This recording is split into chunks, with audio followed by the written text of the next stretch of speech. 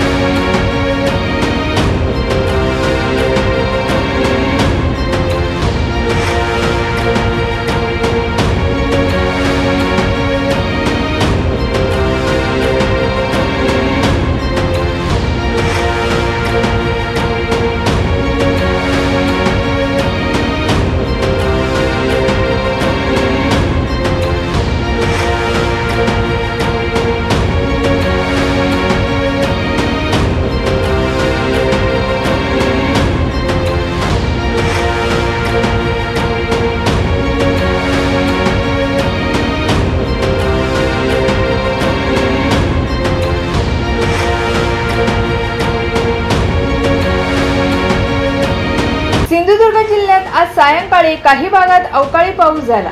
सकाळपासून जिल्ह्यात ढगाळ वातावरण असून उष्माही वाढला होता।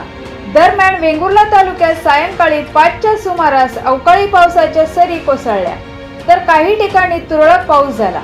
एकंदरीत दिवाळीपर्यंत जिल्ह्यात अवकाळी पावसाने धुमशान घातले होते। मात्र महिनाभरातच अवकाळी पाऊस झाल्याने आंबा मोहर खराब होऊन येणाऱ्या पिकावर परिणाम होऊ शकतो। समुद्रकिनारे वळणावळणाचे रस्ते आणि टुमदार मंदिरे पाहण्यासाठी पर्यटकांची पसंती नेहमी कोकणाला असते। निसर्गाच्या समृद्धी बरोबरच फिरताना कोकणात मनमुराद निसर्गाचा आनंद लुटण्यासाठी आलाय, तर मग कशाला करता राहण्याची चिंता। देवगड येथील Swami residency AC non AC rooms तुमच्या बजेटमध्ये उपलब्ध। संपर्क 917511 0202 942114 5424 8600 7307 00। मग कसला विचार करताय, येताय ना देवगड येथील स्वामी रेसिडेन्सीला भेट द्यायला। सिंधुदुर्ग जिल्ह्यासह इतर जिल्ह्यातील ताज्या घडामोडी पाहण्यासाठी सिंधुदुर्ग 24 तासला सबस्क्राइब करा आणि बेल आयकॉनवर क्लिक करा। सिंधुदुर्ग 24 तास सदैव तुमच्या सोबत।